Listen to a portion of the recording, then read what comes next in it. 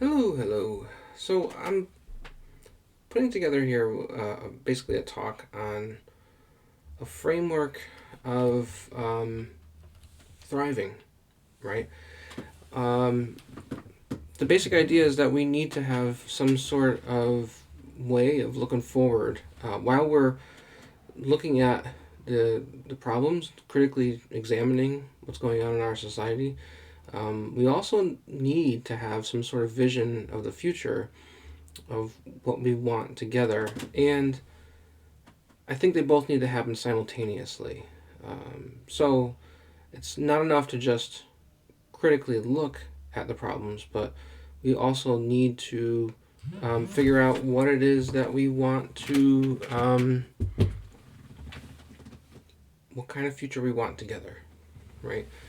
And to be honest, it shouldn't be something that is, you know, locked in where we don't, have flexibility to constantly question things, right? That also needs to be always present. So what I'm doing here is starting with the very basics of a framework of thriving. So where are we today, right? We are focusing on words like inclusion, equity, and social justice for sure. And there's, I can't really call it emerging because it's been with us for at least, since W.E.B. Du Bois, so over a century. But looking at this concept of liberation.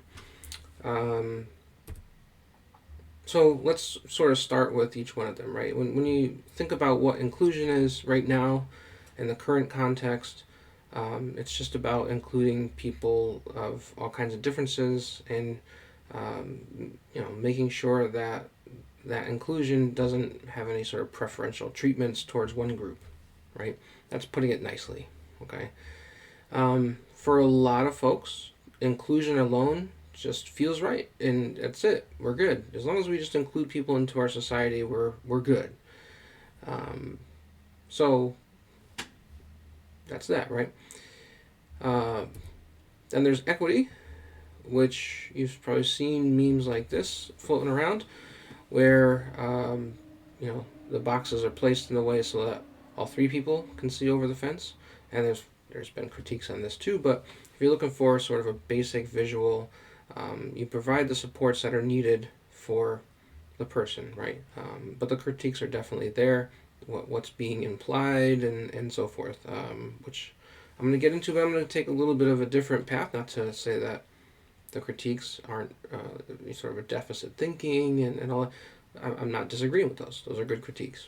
But equity is about sort of providing the differentiated supports based on the needs, right? So, and then there's social justice, which, as a phrase, has been around for a long time. And it's a shifting from just looking at sort of who's included and what supports are there to looking at the larger system and how it is kind of structured, right? So those three they tend to be the three concepts that we're spending a lot of time on today, and rightfully so. So I want to be nuanced about this. I think a lot of times we get into these conversations and it sounds like a binary. And it's all good or all bad kind of a thing, right? And what I'm doing is looking at this in a much more nuanced way. So what are the limitations of those three? I started to get into it with the first one with inclusion. You got a sort of a sense of that, right? Um, the reason why liberation exists is because the way in which each one of those three are oftentimes treated. The first three are inclusion, equity, and social justice. Oftentimes, and it's not exclusively this way, so I just want to be careful to make sure that, so if you're watching this and you're a person who works in this realm, this is not like, I have any animosity towards people who don't see this yet, just to be sure, okay? And But the reason why those three are being critiqued right now is because they exist in the context of our larger society, which isn't really being questioned. And by that, you might say, "Well, wait a second. Of course, we're questioning it, but hear me out on this one. What exactly aren't we really questioning as we look at the other three?" Well, there is a path of inclusion, equity, and social justice, which, depending on how you're framing it, leads to becoming a successful capitalist. And what we mean by that is that you're still engaging in greed, you're still engaging in an economy of exploitation, and somebody becoming a CEO who is quote unquote underrepresented. That's not social justice, right? And we shouldn't pat ourselves on the back because there's a lot of bad practices that businesses engage in, which are exploiting and denigrating people and destroying the environment. So it's not like every single business does that, but the collective is certainly there. And the greed aspect is very much there. The disparity between wealth and sort of the rest of us is huge, right? And you have to have a high level of fidelity in our society to capitalism and chasing money. And if you can't get a lot of money, you supplement it with consumerism, right? So there's a lot here that is really problematic, and that's where liberation steps in and says we need to really liberate ourselves from the core ideologies that are running all of that, and perhaps replacing the system entirely with something else. And a lot of people go, ooh, boogeyman, right? We'll start to turn that into, what do you want to be? Communist this and socialist that, blah, blah, blah, blah. Let's back up from that for a second, because that's what we're used to, and that is designed to just simply shut down the conversation. I would like to move this conversation forward, as many would. I would very much like to move this conversation forward in a way that is productive, right? We do need to have an idea of what we would like to move towards. What kind of communities would we like to have? And the idea is, at least from my perspective, and I'm sure many others, is that we need to have thriving communities.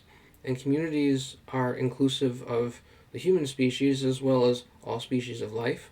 And communities range from very local, very small, so a classroom community, right, or a neighborhood, to global. And it's important for us to keep an eye on all of those, right?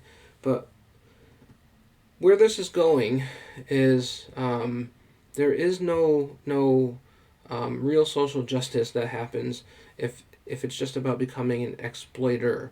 So moving from exploited to exploiter is not a really good example of social justice, right?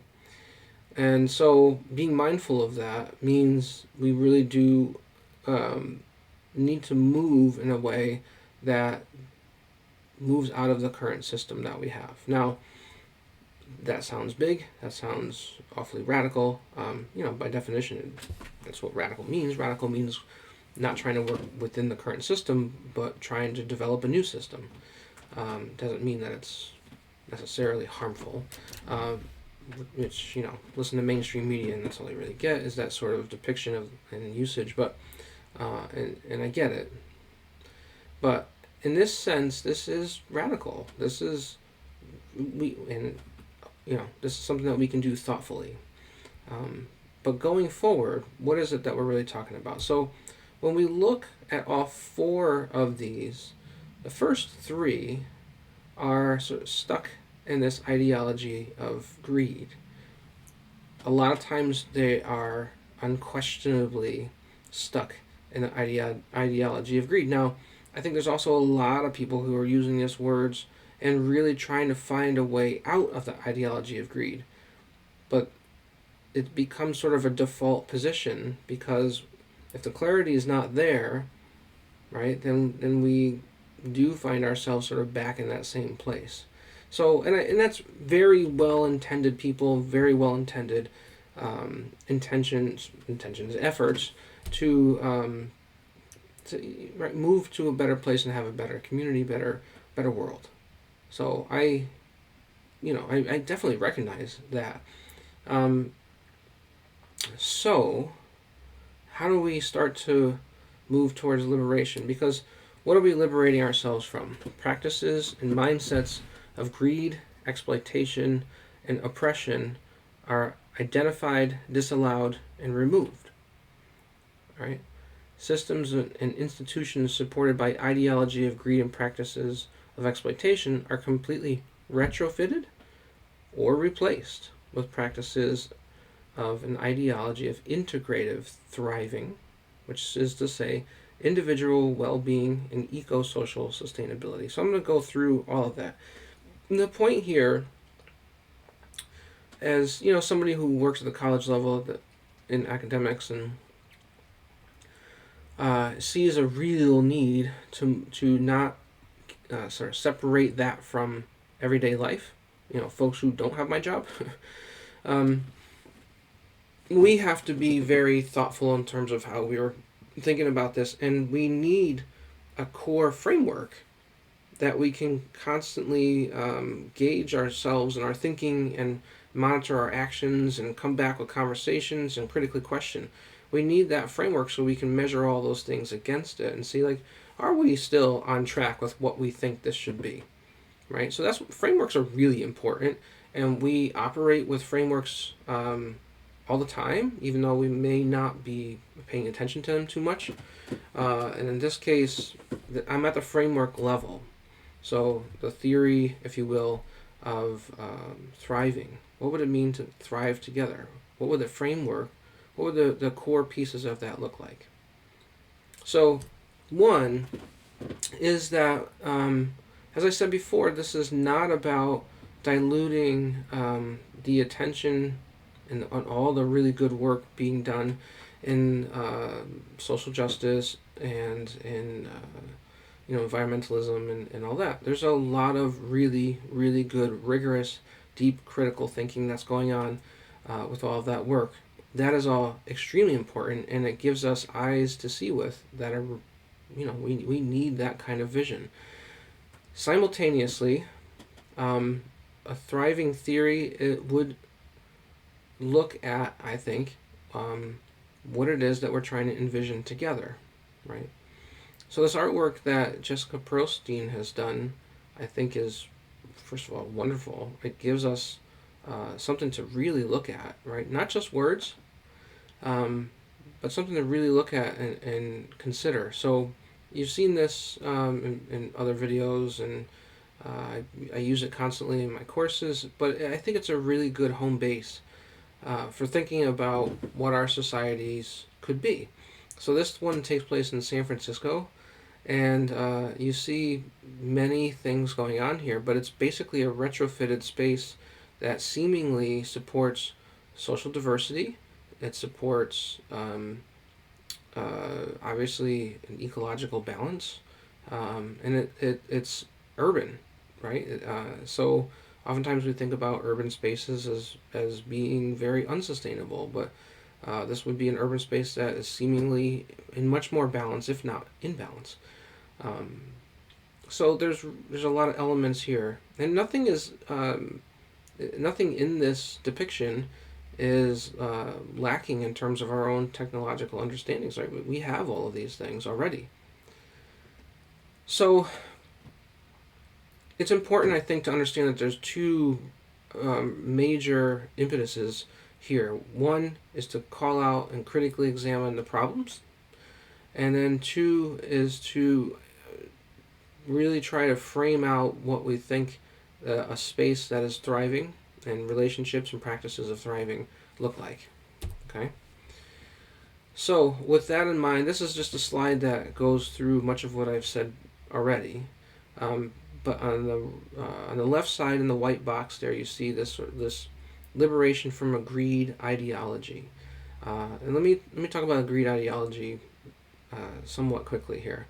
We have the idea So an ideology is just a hierarchy of ideas where you have, this arrangement based on the most important idea, whatever you put in the center, and then all the other ideas are arranged and rearranged and shaped and reshaped in order to serve that most important idea. And when we very much function in life, from very innocuous things to very, very important things with that kind of structuring of ideas in our head. So here's an example of how an ideology works, right? If you ask somebody what is the color of the sky, the expected common answer is blue. But of course, there's a real problem with the construction of the question as well as the answer, right? The sky itself ranges from a whole bunch of colors depending on time of day and whatever's in, particulates are in the atmosphere. And of course, if it's nighttime, right? So it's sort of a weird function that we forget about the nighttime sky when we ask that question. And it's also strange that we ask the question in that way because the premise is just simply wrong. The assumption underlying the question is that there's one sky color, which is not true. But yet, we have ideologically constructed that relationship and that view of the sky in our head, right? We have a mindset that says sky color is blue, and so that's the right answer. But that's a weird thing because factually it's completely inaccurate, although the sky is blue, much of the time. It's not only blue, so why are we asking the question that implies that it's only blue? And it's because of an ideology, a structure, a hierarchy of ideas in our head that makes us sort of see things that way, right? Well, that's kind of an innocuous one, right? It's not gonna ruin our existence on the planet, but it's not great either. But what are some other ones that really mess with us and mess with life? Well, if an alien came to the planet and said, chose you and said, give me a description of how life works here. I want to hear from you how you think life works here on this planet, right? Especially your societies and all that. And you would probably say, at some point, you would get to this thing called money. And they would ask, okay, so what's money? And you'd say, well, it's this thing that, the more you have of it, the more sort of access you have to goods and services, right? And the obvious question there is wait a minute, what is this thing money? Is this a real thing, or did you all just make this up? What is it? And of course, it's completely made up, right? It's really just an idea that we all walk around with in our head, and the idea is organized in a way where we think that we just simply can't have things unless we have the fake thing. We can't have real things, right? Unless we have the fake thing, which is money, right? It's only real in the sense that we've created this idea in our head that we are all adhering to. But from an alien's perspective, from another planet, they might look at that and say, well, why? Why do you have that arrangement? Why not just get the things that you need, right? Or if you want something, why not just have it? Or if you need a service, why not ask somebody to do it for you? Or what is this thing? This is a really strange. And by the way, how well is this working for you, right? And it's not working for us. It's not working for us at all. But yet we adhere to it all the time because it is at the center of an ideology of how we think we need to conduct ourselves in life, right? In generations from now, people might say this is such an archaic way of having people live. It's very possible that future generations will have that kind of view. And all that means is that they're changing and reshaping their own ideology, right? So anyway, I bring that up because that's a really powerful, very, impactful idea that affects really all aspects of living on some level, right? And I think that's important to note here. So a greed ideology, which is to say something that puts greed at the center and normalizes it and tells us that this is what we should be doing in life and chasing money and It's the only way to show your worth and so forth, right? All of these things that we do and we tell kids and we tell ourselves, that greed at a certain level is very much okay, justified, and we should, go for it. But that you can be too greedy too, right? Which I don't know about that, right? There's definitely been some very wealthy people in history and contemporaneously who are held up on a pedestal by our society. So I'm not entirely sure, right? But if you locate an idea within the ideology of greed, where greed is centered, whether it's greed of power, greed of money, right, greed of ego, whatever it is, if you locate something in there like inclusion, equity, and social justice, if you don't take those things out of this ideology, then by, just it's de facto anti-thriving. So you can't have inclusion in a greed ideology, equity in a greed ideology, or social justice in a greed ideology that somehow produces a collectively thriving experience. That's really not true. And in fact, moreover, if it's still very uncritically located in the ideology, then inclusion, equity, and social justice are now hegemonic tools, which is to say, they're ways of making people think that still makes them subservient to greed and wealth and power. Right? Hegemonic, I know it's a sort of it's not your everyday word, right? And I'm not trying to use a big word here to sort of push people away, but there's no other word for the concept that it represents, so we're sort of locked into it. But the idea is that if I participate in something that hurts myself, I'm acting hegemonically, right? And in many ways, it's actually not directly violent, right? So, taking over people in a colonization, it would not be hegemonic because it's oftentimes violent and it's there's displacement and all that. What is hegemonic is when people believe that they should be colonized, when they participate in their own colonization, just as an example. So when people here now participate in things that they think are making them better, but it ultimately is limiting them, that's hegemonic. Okay?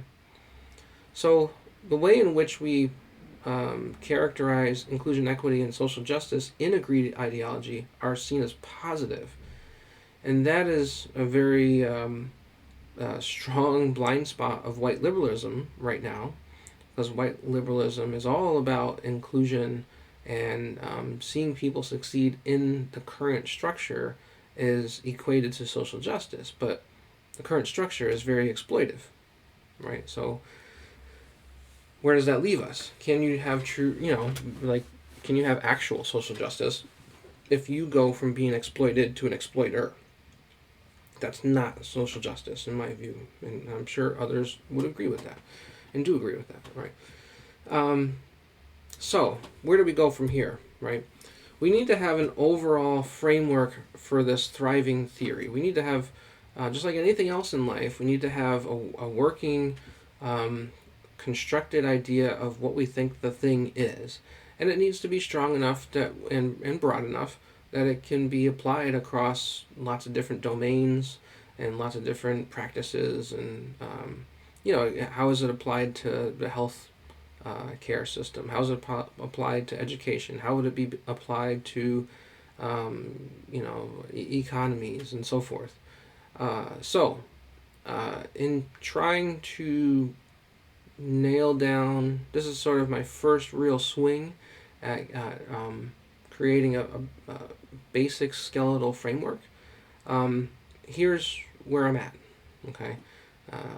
And by all means, right, this is just me thinking out loud. I'm one person of, more than 7 billion. So I'm looking at this as just, here's my contribution, right? First is that individual well-being and collective well-being would be at high levels in a thriving community, right? Individual well-being would be pretty consistently high. People would feel that no matter their conditions of health and all that, no matter where they are in sort of their own life cycle, that they would ultimately feel like they're able to, on a regular, consistent basis, keep reaching and growing into their best self, right? That there's not a lot of limitations to be able to do that.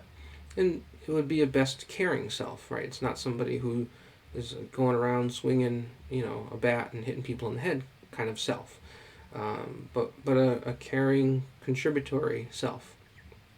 Now, if there's a lot of individuals who are consistently able to be in that kind of place, then collectively we're doing okay too, right? So the collective well-being would also be at high levels.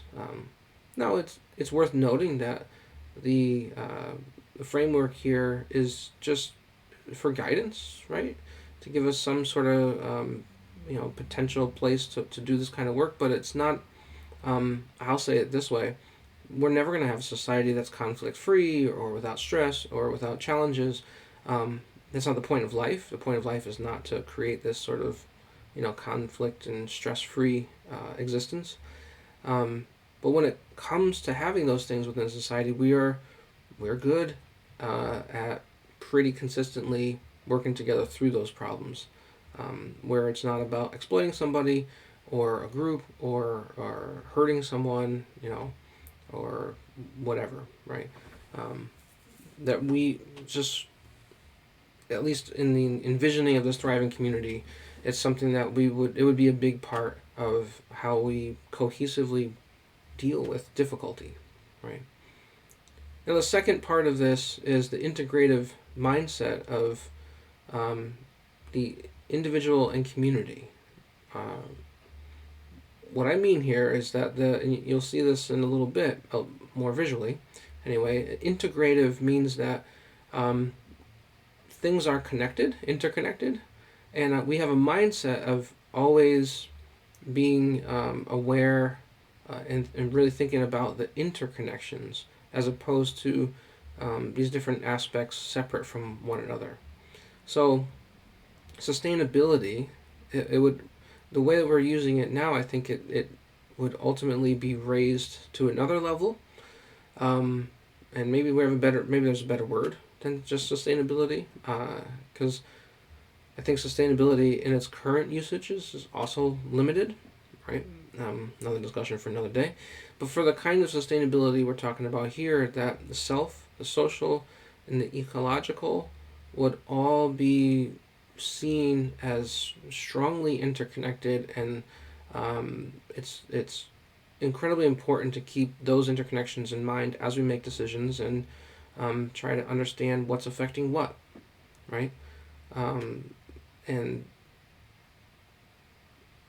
right now we don't quite have an integrative mindset. We have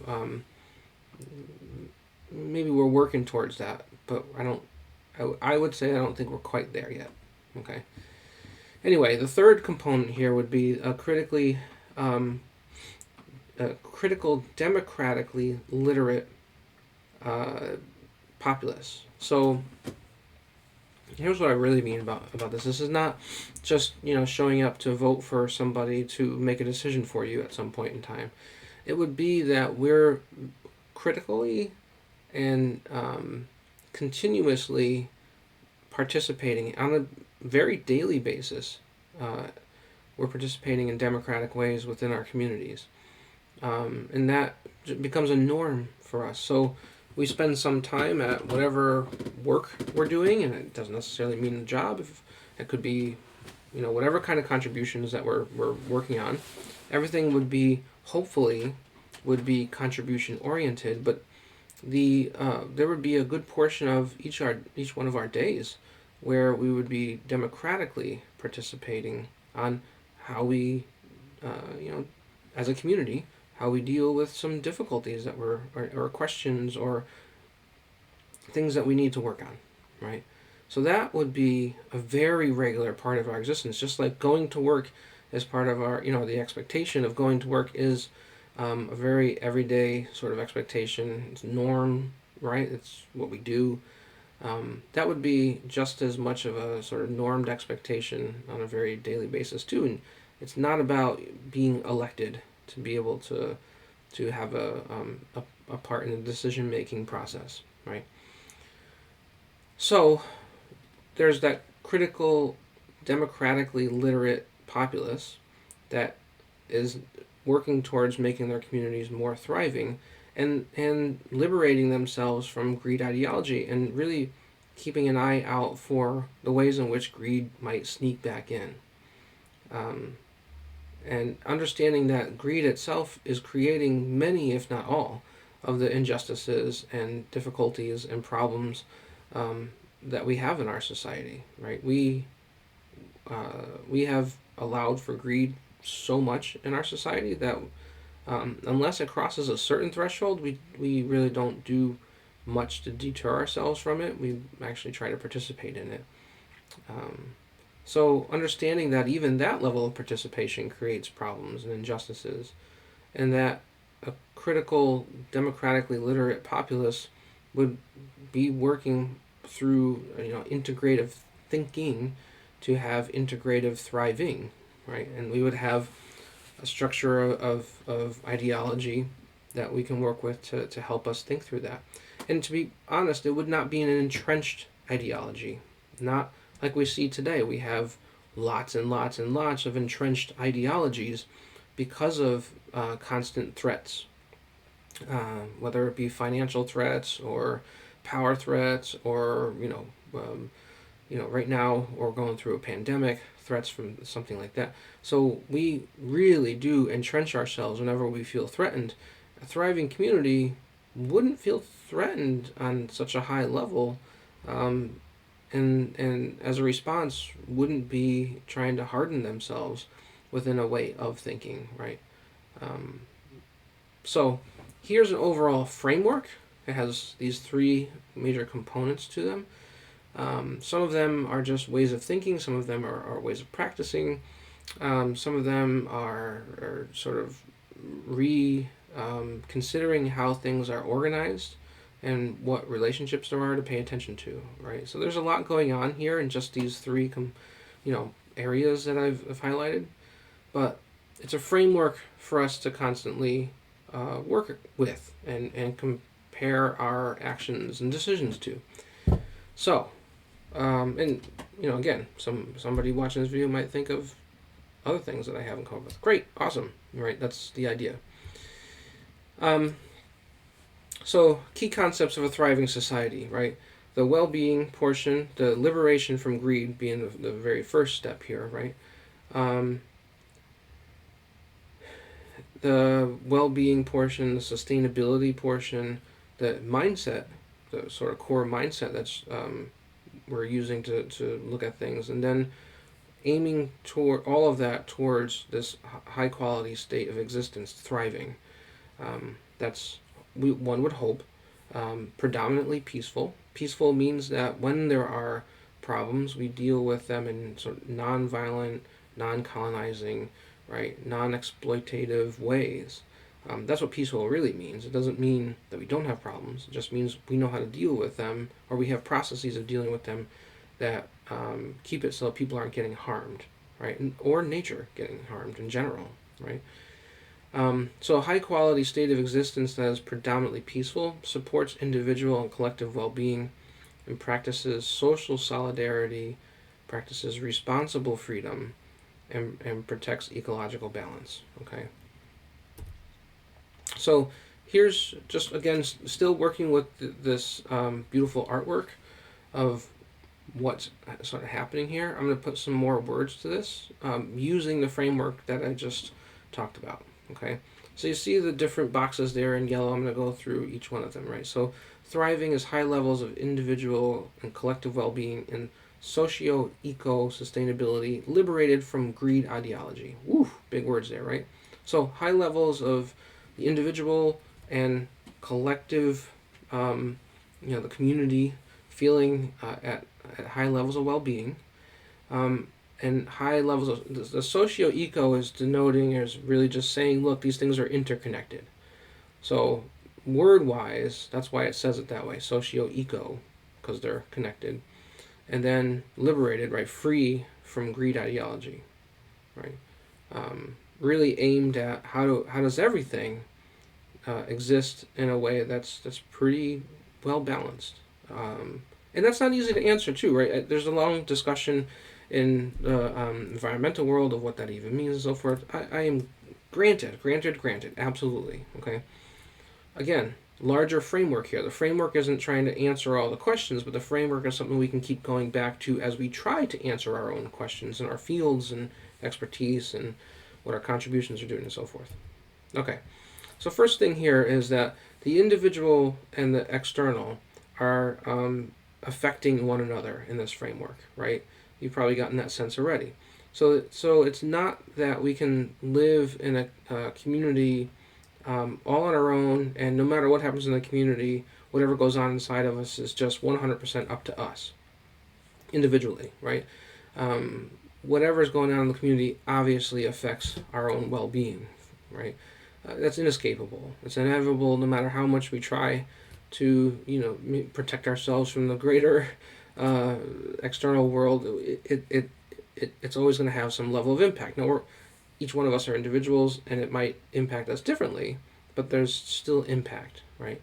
And the other thing is, as individuals, we're hopefully contributing and hoping that those contributions are producing a higher level of external well-being. So it's a two-way interaction here, right? And they're interconnected. And it probably tends to be the more stable and healthy that we feel, and I do mean healthy in a more holistic way, right? Not just medically healthy, but just broadly, holistically healthy. The more we feel in that sort of state, the more endurance and stamina we have to take on challenges that might be in the external world, and the more we might be able to positively contribute to the external world, right? Now, what do I really mean by external world?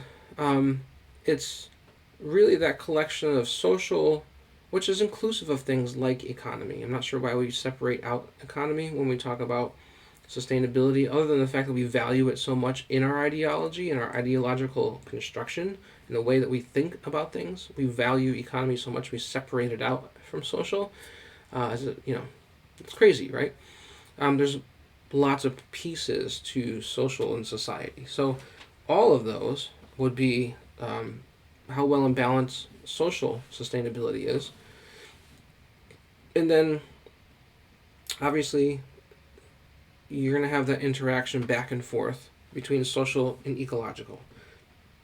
So again, with this interconnected relationship, one is affecting the other and the other is affecting the one. Okay? So when we're talking about external well-being, we're talking about really the constant interactions of social and ecological, of how they're affecting each other. And at the individual level, we are, I think, right, we're aiming to contribute positively to that larger external, which is social and ecological. Okay? So what are we talking about here? We're talking about this larger integrative mindset, a mindset of seeing the interconnections between the individual and the external being made of social and ecological, and how they interact with one another and affect one another. So at the very core, the kind of mindset that we're talking about is integrative, and it's looking at those back and forth interconnected relationships. Okay? Now, so that's just the theory in general. If you want to take that framework and start applying it to something, that's what you would do, right? How do you apply it to the healthcare field? How do you apply it to whenever we're talking about some sort of level of manufacturing and technology? How's it applied there? And so forth, right? We can do this in all these different fields and domains. I'm going to do this right now through the field of education. Okay? Now, for those of you watching this who are becoming teachers or are teachers or are admins, Right, this is going to be your home base. Obviously, this is going to make a lot of sense for those of you that are not professionally working in education.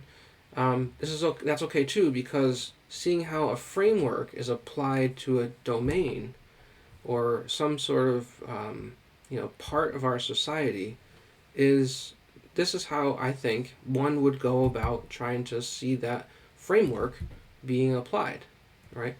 So that's what I'm going to do here. So overall thriving pedagogy, what I'm doing is taking the thriving theory, the thriving framework, and applying it to pedagogy in general.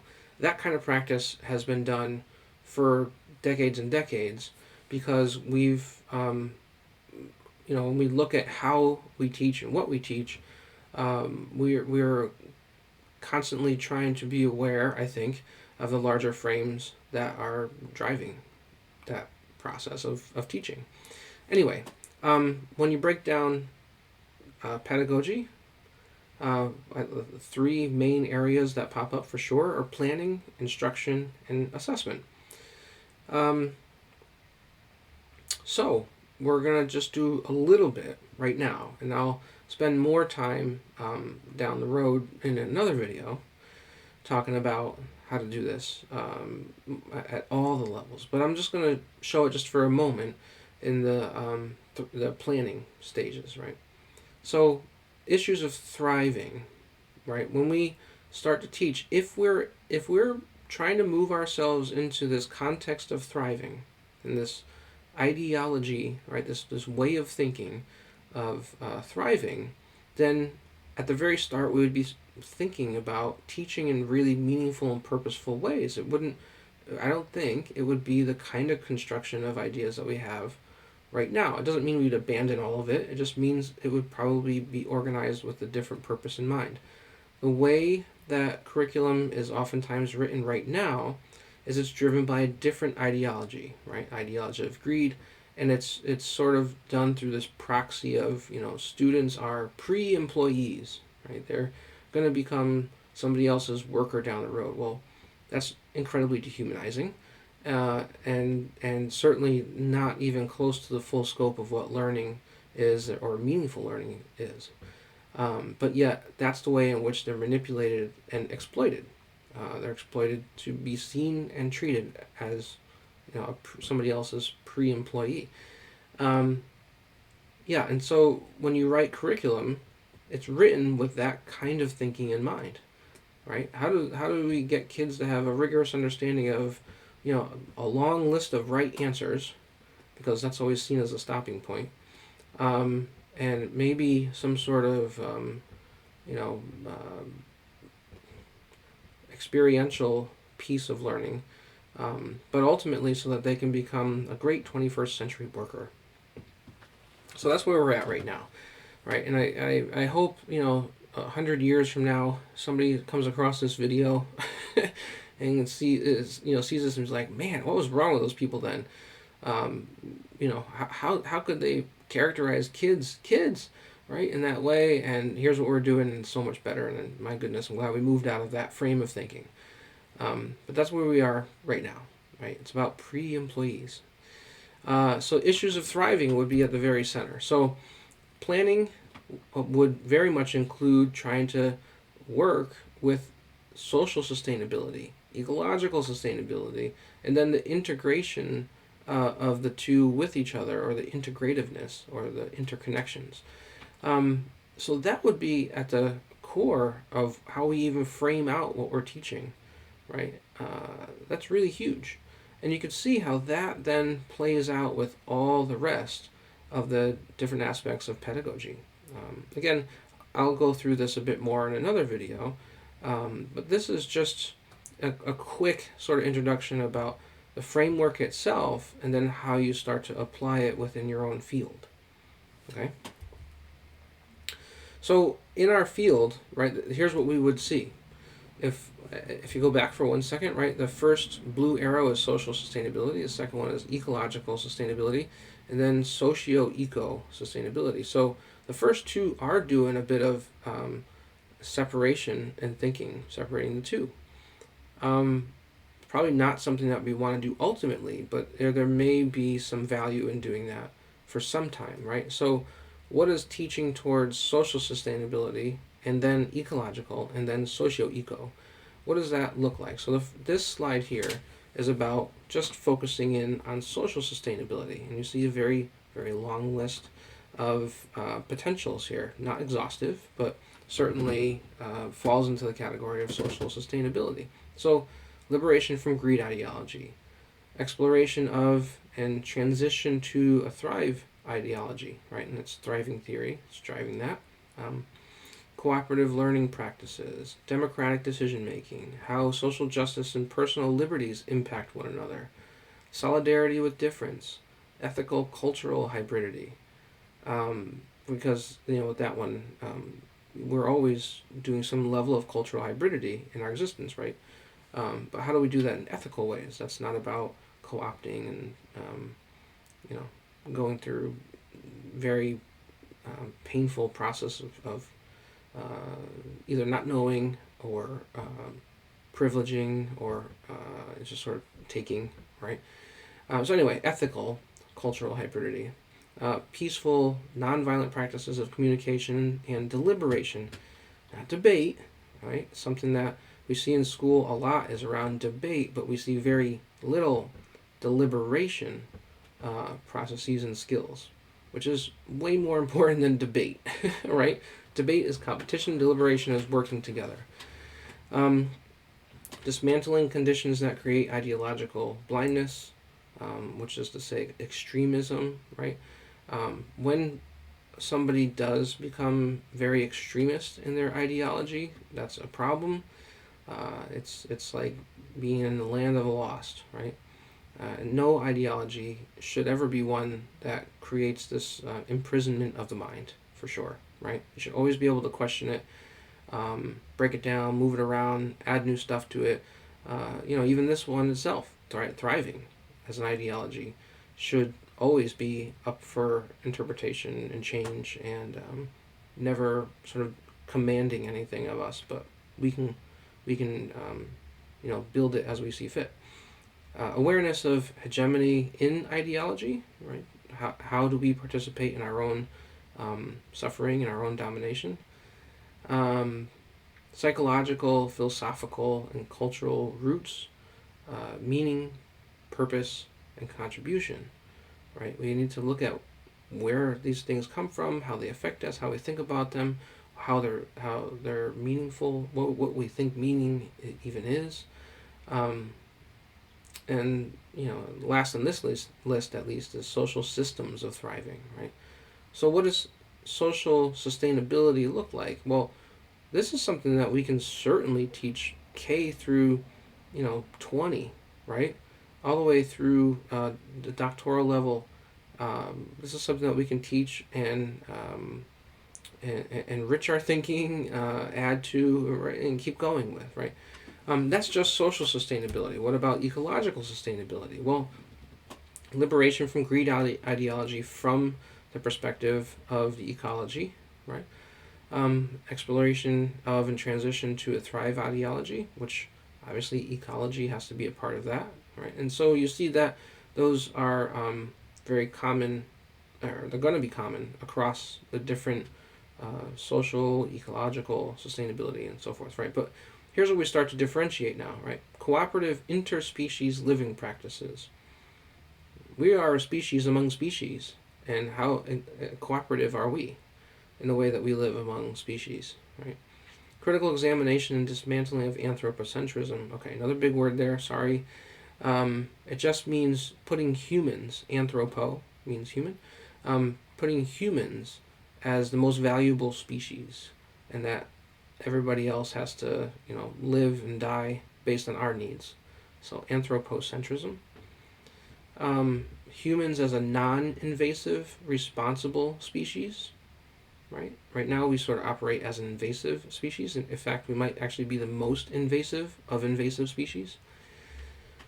Interspecies permacultural practices. There's a whole area of thinking, and you see that represented visually in that artwork there along in the street, which is now replaced by larger gardens. It's a permacultural gardening that's going on there. Again, another discussion for another day. Science and technology of sustainability. Duh, of course, right? Retrofitting. Well, let me pause for a second. Beyond the duh, let's really think about what STEM education is today, right? STEM education today is highly focused on creating the STEM corporate worker, which is really sad because that's a huge missing opportunity. We should be teaching STEM in a much more holistic way, much more integrative way, and certainly the science and technology of sustainability is crucial, right? It's not just about creating these workers who can go and work in a corporate science and engineering firm or company or what have you, right? Um, we're really missing out on this opportunity right now. And I even see it with my own kids who come home from elementary school when they have their quote unquote STEM sessions. It's to say the least, it's really profoundly sad to see that they're not being asked to think about things through the lenses of science and technology and engineering and math with sustainability in mind. We're still not there. Lots of consumeristic thinking, lots of corporate kind of stuff, right? Anyway, what about retrofitting for ecological sustainability? Retrofitting a space, that takes a really good science mind and technology mind to figure that out. Quantitative and qualitative sustainability research. We can have kids working on projects such as those at all different levels. The philosophy of humans as nature, right? We need to spend some time really thinking about humans as a species of nature among other species of nature. Ecoethics and ecological systems of thriving. These are things that we struggle with. I don't even know how often public schools are making these kind of connections on any regular formal basis, other than to say that the occasional time that a kid asks a question like this and teachers respond to it in that sort of in the moment kind of thing. But formally teaching this is not really a big part of the curricula right now across STEM, which tells us what is it that ideology is formed around. What's the center idea? As I said before, it's about making workers. You're making workers so you can basically make somebody else super wealthy. And last but not least here, as it's applied to the integrative socio-eco sustainability. In other words, those interconnections now we're going to start to deal with, right? And so here's this list of seeing things as really interconnected. And you can look down this list here, but I guess what the heck, let's do it, right? So the integrative mindset itself, really talking about what this mindset even is, how we work with it, how we use it as a way to, identify needs and things that are working and successes and so forth, right? So having that mindset of integrativeness or interconnection, right, and liberating ourselves from greed ideology, seeing the interconnections as connected to that. Exploration and transition to a thrive ideology, yeah, of course that's going to be here too. Philosophy and practices of thriving together with each other and nature. Cooperative, integrative living practices. Democratic, integrative decision making. Solidarity with difference. Ethical, cultural hybridity. Humans as responsible species. So what we're doing is just piling it in here. But when we talk about each one of these with the interrelationships, right, with the interconnections in mind, that's the frame now. Not right now. It's not just talking about ethical, cultural hybridity as a social thing. Now it's about a social and eco thing, right? That we can spend time looking at it through that lens too. So, at best, right now we categorize that as social, and if and when we teach it at all, which I'm not even sure we do, but if we do, it's just located in social by itself. But what happens when we take each and every one of these and look at them through the lens of the integrative relationships that they have? Okay. So, what have I done, right? Just before we take off, what have we done here? One is we identified this sort of need to think and rethink about things, and that's where it started from, right? It started with inclusion, equity, social justice, and then how liberation is so different because it moves out of the greed ideology in a very purposeful, explicit kind of way. Whereas the other three, when they're not explicitly doing that, are really problematic. They can be actually hegemonic. So we identified this kind of problem in our thinking because of the way in which the greed ideology is just simply ignored. Right? We don't value or see it as a problem enough to center it in our own way of thinking through what we can do. Then we, or then we basically said, like, look, what needs to be done, and then simultaneously those two things, identifying problems, but also thinking about, the envisioning of where we want to go and what we actually want to do. Right? Social justice to what end? Right? It's towards thriving. It's towards collective thriving. It's something that we can, I think, really work towards. And by the way, if you want a different word than thriving, by all means, right? This is just something that I'm using to give me a home base here. And then it was about, what does that framework really, really look like? What are the main tenets of the framework? And then it's about applying that framework to different domains within our society, and I applied it to at least the beginning portion of an educational setting, right? The setting of education within our society. Started to look at it through the lens of a pedagogy. So that was the process that I went through, right? So a few things were done here, but most of which is, what would a thriving theory even be, and then how do we start to use it as a way to analyze a portion of our collective, society, some portion of that. So, okay, I will leave it there for now. I hope that this is helpful. I think the greater point is to see how new thinking can be applied, right? Because we probably need more of that. So anyway, I'll stop there. Take care. May the force be with you.